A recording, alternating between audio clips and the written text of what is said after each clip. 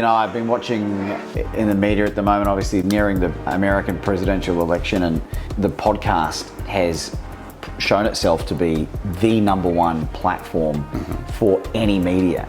The level of advancement at this moment with using those big, large language models that can be connected, altered, fine-tuned, and work seamlessly with the voice technology.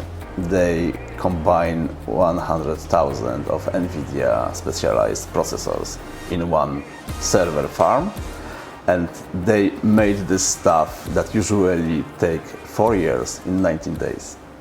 I don't care what you think, I'ma just do me, and I wanna hear you sing. I got superpowers, superpowers, I got superpowers, superpowers, I got superpowers, superpowers, working 7 days a week and 24.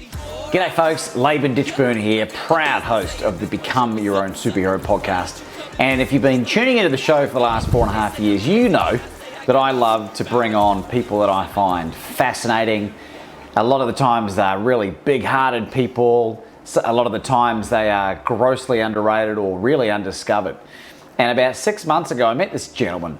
I was blown away by his generosity, but also, more importantly, in the context of this podcast today, just how brilliant this immigrant to this great country of Australia who came here 20-something years ago, and the impact he's having on the AI world. So if you are in the small to medium business space, you're a business owner, or you're an executive within these organizations, I really recommend that you stick around for Mr. Arek Rejman. Arek, welcome to the show. Welcome to Become Your Own Superhero. Yeah, thank you, Laban. Great to be here with you. Now, Arek, it's not your full name, is it? What's the full name for the folks at home? The full name is Arkadiusz Rejman. So Arkadiusz is the Polish name, and in my country, the shorter version is Arek. And obviously my wife is Russian, and they're not too far from Poland. What's your favorite fact about Poland that most people have no clue about? Really great people. Maybe on the first approach, they don't smile a lot, and they are not so approachable like other nations. But when you get to know them better, it's a totally different story. So they really go deep into conversations. They really would like to know all about you and just connect with you. So that's the big treasure people. Yeah, I think it's very similar across most of Eastern Europe, isn't it? Like, yeah. I think Anna, my Russian wife, said that they're very cold, seemingly cold on the outside, but once they know you and they can trust you, you're in the inner sanctum. Yeah, and that's certainly been my observation with you guys. You guys have been amazing and welcomed Anna and I into your home, and doing some great stuff on the side. But really today, one of the main points was about this particular product that you've created in the AI space, that when I was playing around with it with you the other day, I was really blown away by just how effing brilliant this thing is. So if you were to describe to a 10-year-old child what it is that you've created, can you do that for us? Yeah. In simple words, is virtual persona, virtual assistant that can work for you by explaining complex services, presenting products, talk about the company, and bring the all information that we feed in the best possible human manner. So that kind of interaction is the key. The response time is less than 1 second, but that's the technicality. It's more the feeling that you have when you start conversation with the agent. In some cases, you can be misled and think that you talk with human. So that's the level of advancement at this moment with using those big, large language models that can be connected, altered, fine-tuned, and work seamlessly with the voice technology. Okay, so I think that's a pretty good description from a consumer point of view. the thing that I loved about it, if you imagine all those times you've been on a phone call talking to those AI prompt or just pre-programmed prompt customer service reps, which are, I'm sorry, I didn't get that. Can you repeat it? This is able to articulate and pick up every word that I said. Yeah. And I can interrupt it halfway through a sentence if I want to move on to the next point. Yeah. And I feel, you know, the thing I love about it, Arek, the most was I felt like I was being heard. I felt like I was being heard. Yeah. And like, is that the genius of it, or is that? Yeah, I will explain. The AI voice agent is able to grasp whole context of the conversation. So it's not like a scripted step by step. It's able to decode the emotions. So the behavior of the agent can change if you are irritated or if you are just calm and just would like to know as much as you can, or if you are in a hurry. So it will give you the condensed information about your question. So that's kind of reaction, and to be able really to understand the context of your question brings this big value into the responses. So that's why we feel like we're talking to human. And from a value add point of view to a business, what problems does this solve for them? Mostly businesses don't understand how much they lose the revenue by missing the calls. So just imagine the scenario. You have busy period of time during the year before Christmas, let's say. You bring more people to work on the phones.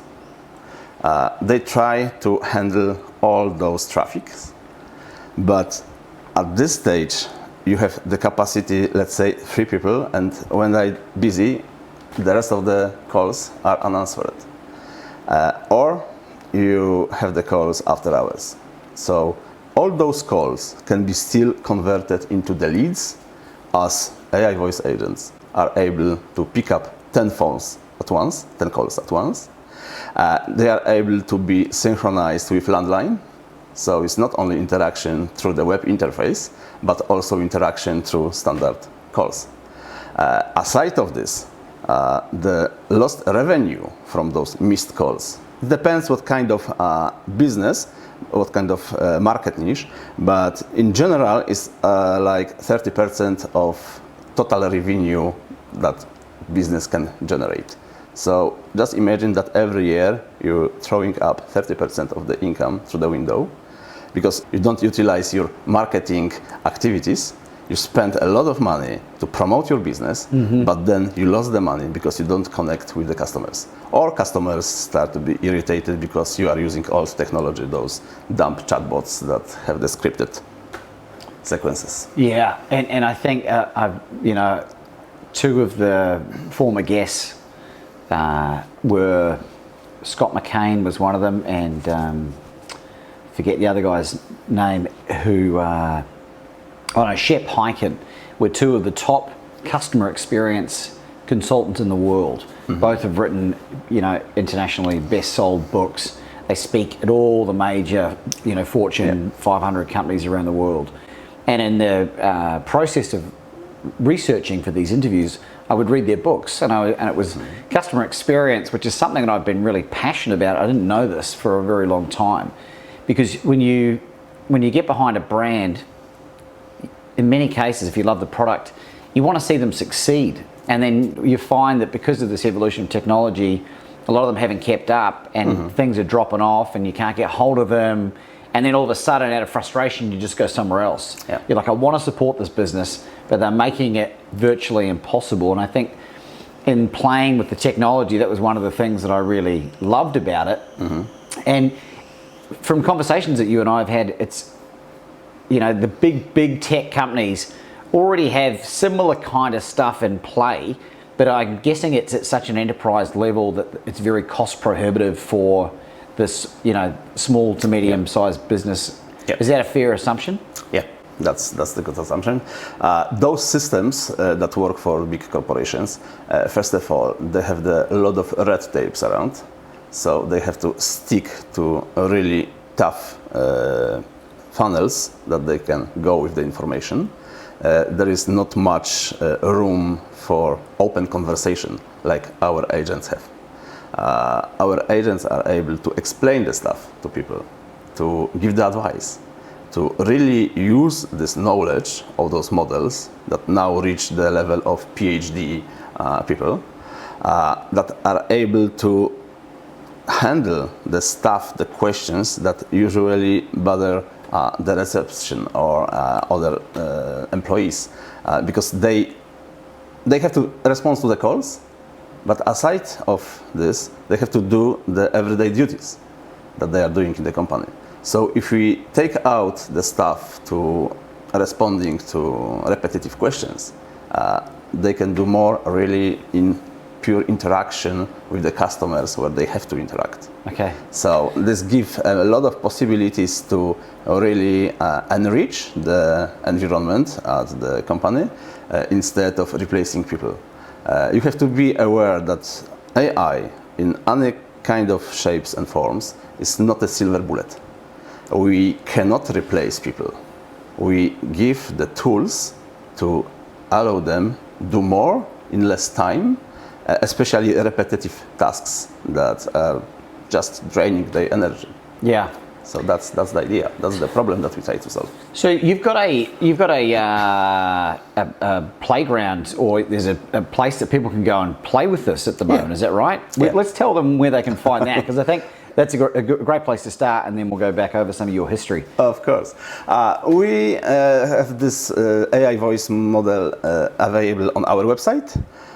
You can go there, just click the small chatbot icon. And what's the website? www.aicompass.com.au. aicompass.com.au. Yes. And that'll be in the link in the show notes as well. Yeah. So you can try, because if you hear it, you can believe it. Yeah, there's lots of buzzwords out there. There's lots of people perpetrating a lot of AI technology. I think there's a lot of pretenders and a lot of people that are using AI to make themselves look like they know their stuff. But just from a credibility background, Arek, I want to talk to you about your history as well. Because you came to Australia in 2005. 2005, so 19 years ago, right?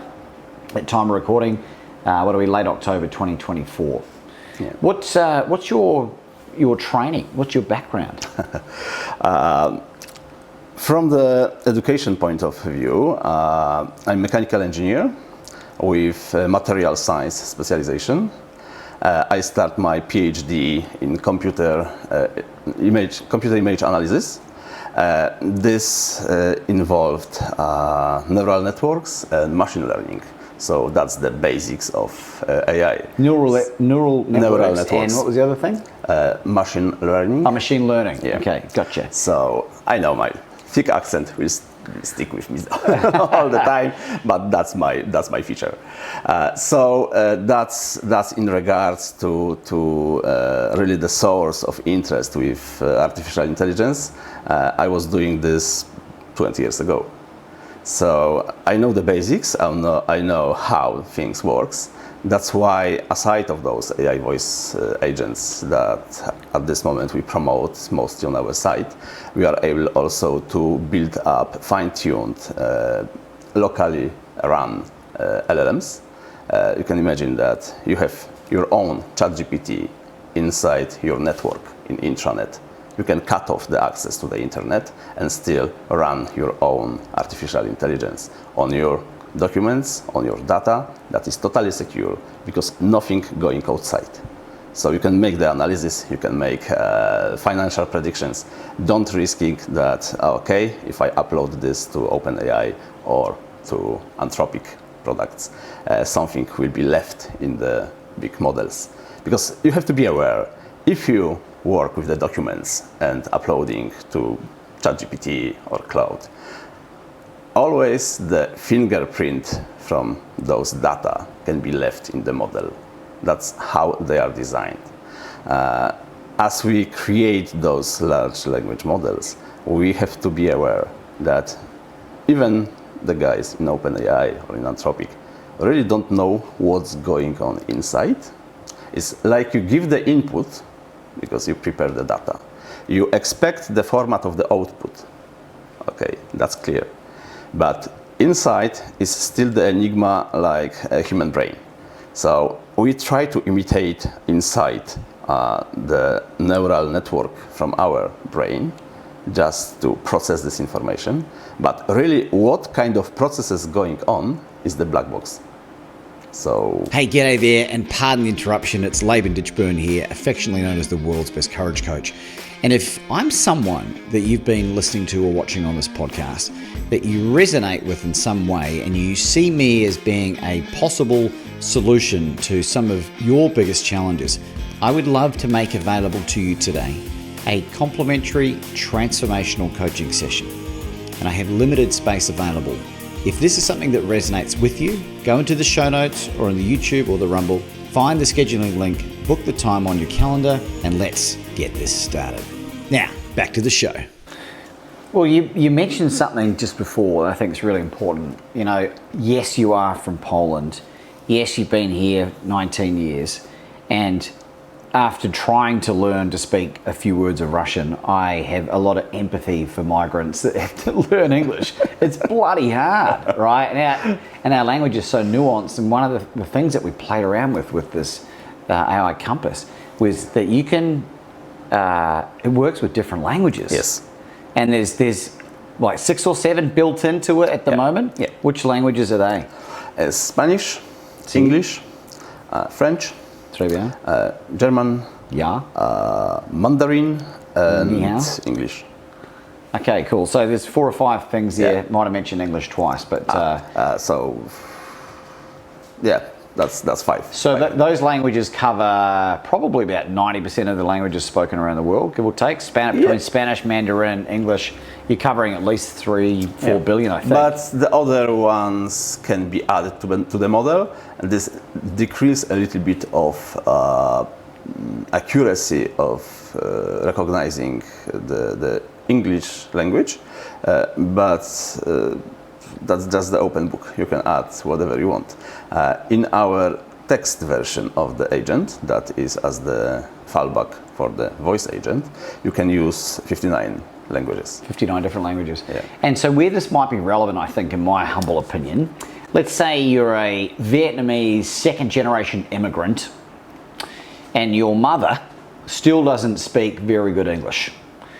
Unlike any other scenario, she can speak in her native tongue and get through in a way that has never been possible before. And you think about how many migrants are in Australia, right? Like we're a multicultural nation, and we've got people from 100 and probably close to all of the countries around the world. The possibilities are endless, and like just because they don't speak great English doesn't mean they don't have money to spend from a customer point of view as well. Yeah. Going back further to your history, obviously a brilliant mind. You moved into the world of professional photography, which is a very creative endeavor. Yep, I have to be honest and tell the full story. I started as computer geek in my college. So I was always recognized by my friends as the guy with some computers around. I played then a little bit of computer graphics that allows me to be recognized by some TV stations in Poland. So I was able to start creating for them the animation, 3D animation, openings, intros for TV programs, TV series, this kind of stuff. I was quite involved with the demo scene with Commodore Amiga computers. Yeah. So I was creating some funny demos, programs, this kind of stuff. And later on, I have still this love to a little bit of coding, a little bit of content creation. So I went into graphic design. I was working for a few years for advertising agencies in Poland, and also for one of the biggest print houses on desktop publishing activities, creating campaigns, creating graphics, and later on building websites. So I also add to my skill set to be a web designer. And this was the just beginning of the internet era. So this was this kind of boom when everyone just would like to jump on the wagon and have their own websites, etc., etc. So this brings for me the ability to really look at the problem from analytical part of my mind and also from the creative part of my mind. So I combine this to be a graphic designer, to be a later on owner of advertising agency, later on to graduate from my uni, to be also the mechanical engineer and have this analytical skills. So that's juggling with those two sides of the mind, putting this together, give me this unique ability really to see more than usual people. Have you ever done an IQ test? No. I reckon yours would be right up there. But you've got the creative side of things as well. And by the way, if you're watching this interview, this is in Armada Studios. This is Arek's the other family business as well. And if you're in the Sunshine Coast or Brisbane, you can actually rent out. You can just rent out a space, come and sit and record a podcast. And they'll do it all together for you, which is such a brilliant, I mean, just the quality of the equipment here on the cameras, there's probably about, I don't want to give away the address because there's probably about $1 million worth of equipment here as well. Arek, what do you, aside from all these projects that you've been doing in family, like what's the thing in the world that you are most passionate about, do you think? I love to make connections with people. That make me tick. I'm born introvert, so you can see opposite things in one sentence. But to really go with the connection, to learn about people's stories and tell people stories, in case of Armada Studios, just to showcase the best what can be shown about the business, about the person, that always pushed me more and more. Aside of Armada Studios, when I was in Melbourne, I also ran the wedding photography business. So this connection with the couples, to be in the most important day of their lives with them, that brings the joy. So you can see those emotions is raw emotion. It's nothing that can be played. So when you are part of this, you feel privileged to be over there.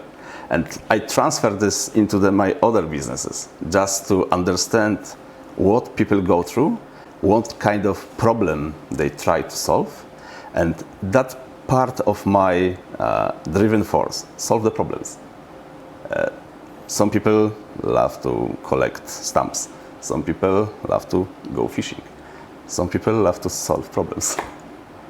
And you are a legitimate problem solver. And if you've been listening to the show for long enough, you'll know that I don't hang around dickheads. Well, not for very long. And, in the time that we've known each other, the whole family's just been amazing and full of brilliant people. And your son's got this incredible YouTube channel as well on electric scooters. What's that called? Yeah, that's true. Is the Tech Cruise? Tech Cruise on YouTube. On you YouTube. Check it out. Yeah. Does in-depth reviews on e-scooters. So those people cruising around, safety, battery life, the whole kit and caboodle. One of the best channels on YouTube on e-scooters, I think. We have this goal to make this channel one of the best on the world. So we are going hard. It's only been, what, 12 months or whatever? It's, I think, 10 months. Yeah. 10 months. And speaking from experience, building up a YouTube audience is no mean feat, especially when you've been censored. As much as I have. You know something about it? I've been watching in the media at the moment, obviously nearing the American presidential election, and the podcast has shown itself to be the number1 platform for any media. Literally billions of views just in the last few days. And if you've been on the fence about starting your own podcast and having an opportunity to sit down and interview brilliant people, and I've learned so much from Arek that it's hard not to get hooked on that feeling of spending time and presence and all transparent. This is your first ever podcast. Yeah, that's my first podcast. I usually was behind the camera, right? Not on the front. So, from a future perspective, just getting some thoughts, Arek, with the way that this technology that's going now with AI Compass, what are things going to look like a year and 5 years from now, do you think? That's a big question, if I can be honest. Just shoot, imagination land, whatever. 1 year, I think, will be more advanced models of AI available to the public. We have to keep in mind that what is now in the labs is already able to blow our minds, even if we know what those models are capable of. 5 years, this will be full integration of the human robots with AI, for sure. I think we'll be very close to general artificial intelligence. So that means that everything what we have now will be able to behave like real human, do the tasks unsupervised, and take most of the annoying stuff that we have to do every day from our hands and do for us. And we have to keep in mind that the main thing with the AI is to play smart. If we don't go with this technology sideways, we have the beautiful perspective that will open on the front of the humanity.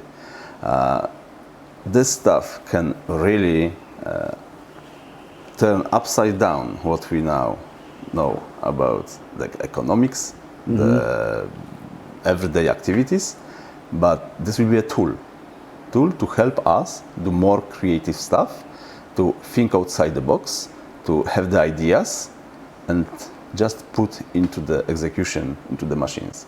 Yeah. So if we go that way, we are the winners. If we go sideways and we feed those models with bad behaviors and we give the powers that we shouldn't give to the AI, then the AI will start to be the overlord, and then we are Terminator. Yeah. Welcome into the Skynet. Yeah. So I was just thinking, Arek, as you were sharing that, I wonder someday in the future, 10, 15 years from now, we'll be reading about the first custody battle between an AI robot and the woman. And the only way that happened is because they legalized marriage between AI robots, and then you'll be hearing it, so-and-so has just been granted joint custody of their kid to this AI robot. It might sound completely and utterly insane, but you kind of have to be open to legitimate insanity. What's one of the most insane, not necessarily in a bad way, but like what's one of the most insane things you've learned about AI in the last X amount of years that you weren't expecting? I really was not ready to see a proper reasoning from those models. The reasoning? Reasoning. So when you drop the problem and AI model go step by step the chain of thoughts like a human do to find the solution. As I said to you earlier, I'm fascinating about solving the problems. So that's the fun thing to do. And good exercise for your mind. Yeah.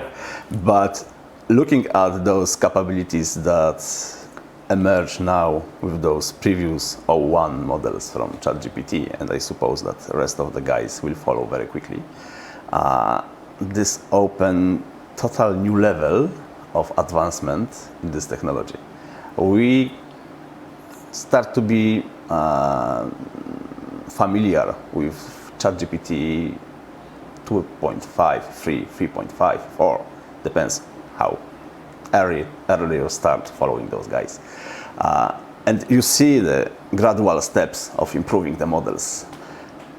But when they drop this O1, it's just, wow, that totally different level. And I think people didn't realize how big potential is behind it. They are not able to grasp what kind of problems already or help this can bring to them. Solve the problems or bring help.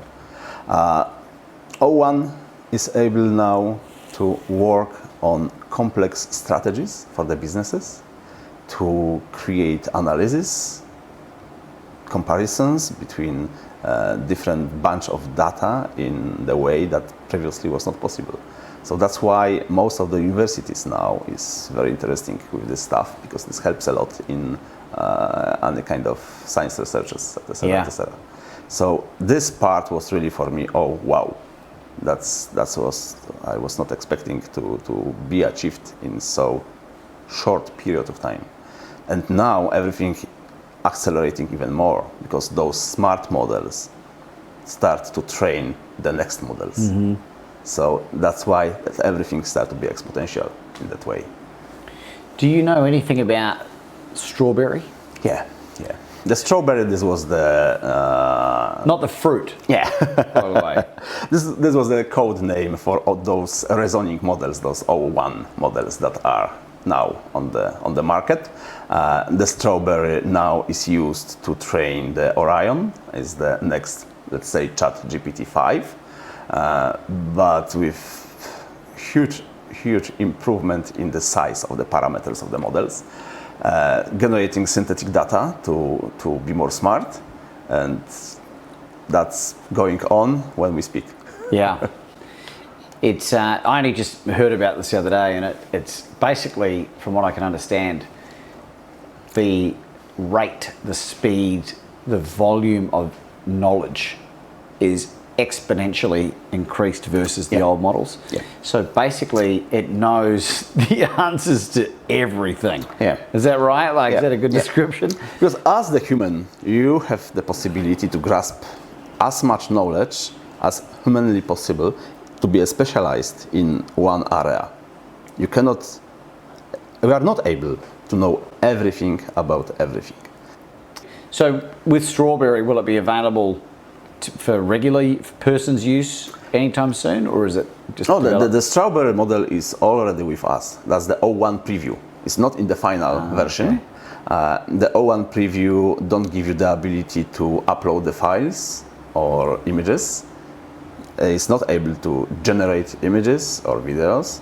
It's just the preview. I'm not sure what kind of functionality will be added to this model by OpenAI, but it's still in the preview phase.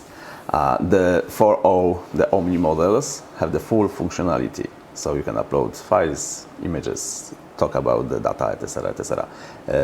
This one, the reasoning one, is not able to grasp anything except text. Yeah. But the level of clarity, how smart is this model, is just mind-blowing. So yeah, strawberries here. Yeah, and folks, for those who are very new into AI, just give you an example. My wife and I were in Colombia this year, in fact, and we were coming back to Australia, and my wife has a Russian and an Australian passport, and she had to go through Chile on the way through back to Sydney, and we were flying separately. I had to go through the US, and the lady at the counter said, "You need a visa. You need a visa for Chile on a Australian passport." And while I was standing at the counter, I used ChatGPT. What part does a Russian passport need a visa to Chile? And within 5 seconds, it said no. And I said, just use her Russian passport. She said, no worries, because it would have taken 3 days. She would have missed the flight, would have lost $3,000 worth of flights. Yeah. And even if you'd Googled that, it would have taken some wading through some of the results to get that response. And that's one of my favorite things. And I saw Tom Bellew from Impact Theory shared a post on X this morning saying he doesn't use search engines for anything anymore. Yep. Because the data is becoming really, really reliable, and it's way faster as well. Yeah.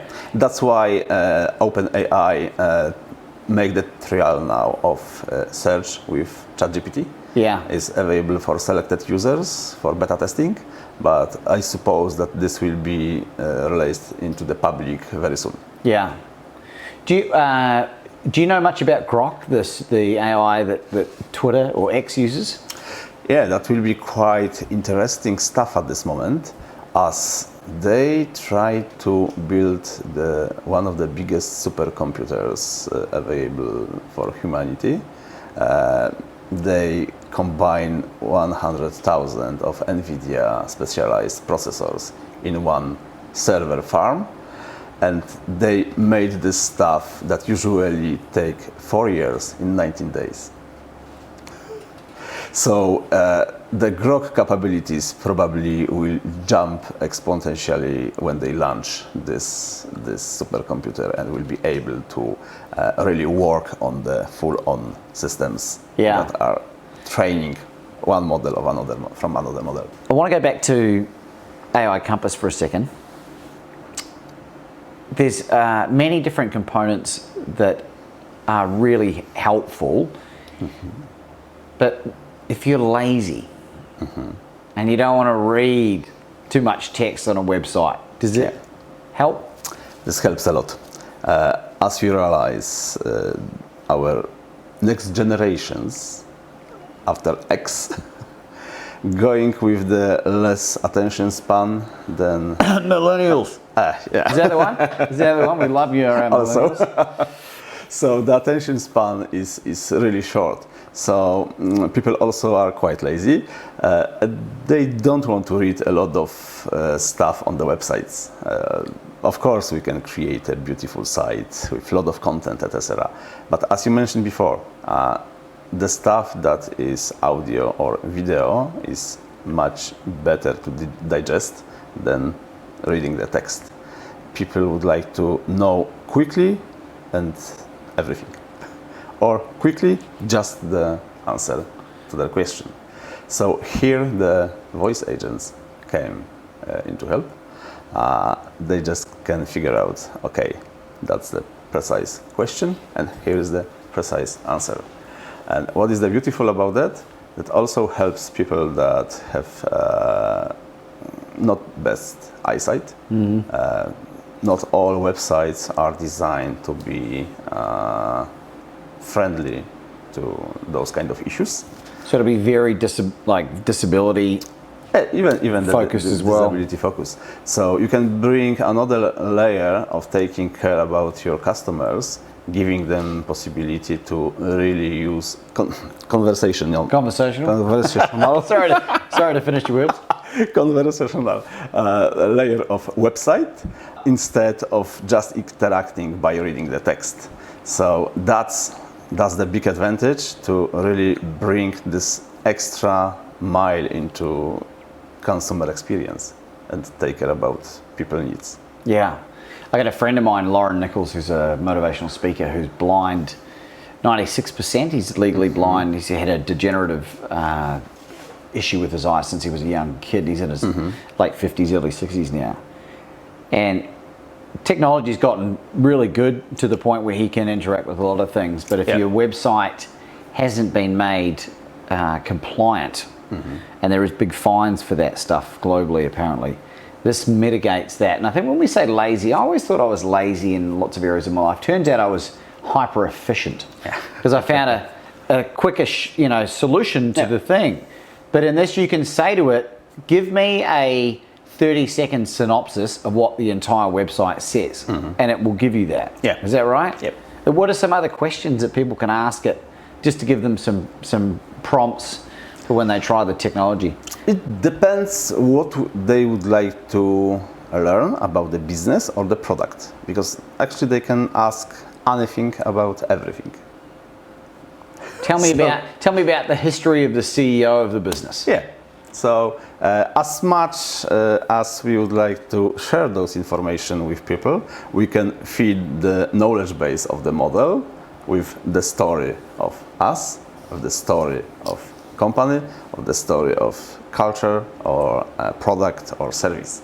So we decide really what we would like to share with the model. Yeah. But also model have his own knowledge. So if know something extra about our company, can add to this.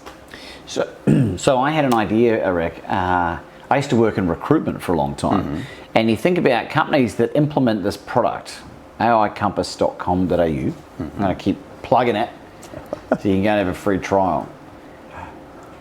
From a HR perspective, you can say to prospective employees, people that are interested in the company, use this, go and do as much research, find out everything you need to know to make sure it's a good fit for you first. And playing with that technology would certainly endear me to go, man, these guys are switched on. So it's because retention and recruitment is a big overhead these days. People aren't staying as long. It takes about a year and a half to retrain senior positions to where you start making your money back. So there's lots of different unseen ways that the company can maximize revenue and profits, I suppose. I need to mention one thing more about those models, because now we're just talking about this layer connected to the website. But also those models can be used, for example, in intranet of company systems. And, for example, be able to do all onboarding for people. So instead of taking someone, okay, those are the procedures, those are the documents and stuff about this, you need to learn and know this. We run the model that talk with your new employee and just make full onboarding process like this. So man, this opens up lots of different possibilities. So, and don't get overwhelmed because like it's so simple to use. Like as long as you can verbalize anything or type, you don't even need to be able to speak, right? So, and this as you're building this out, because this was only released not that long ago as well, a very exciting project for you, and you know, a couple of weeks ago, and I'm excited to be with you at this point of this, because who knows how far this can go, right? How do people get a hold of you, Arek? The best way to reach me is through our website. So as we mentioned before, www.aicompass.com.au. And the links will all be below as well. Arek, we're going to need to get you back on the show to talk about the advancements in 6-12 months because these things are going so quickly. Do you have any concluding thoughts for our audience today? In regards to AI, don't be scared. Be educated, as you probably hear that sequence a lot of time. The AI will not replace you, but someone who uses the AI can. So be aware what's going on, be open-minded, try new things. It's just not new normal, it's the next normal. Because we always have this periods of disrupt, and then we have the new normal. Another disruption came, and we have new normal, but it's the next normal. So be prepared for the change. The evolution is the key. Of course, we try to grow, but the side of the grow is the evolution. So the most adaptable species usually survive in the environment, not the most powerful or most grow-ups. Ladies and gentlemen, Arek Rejman. Thank you, Leivan. It's a pleasure to be with you over here.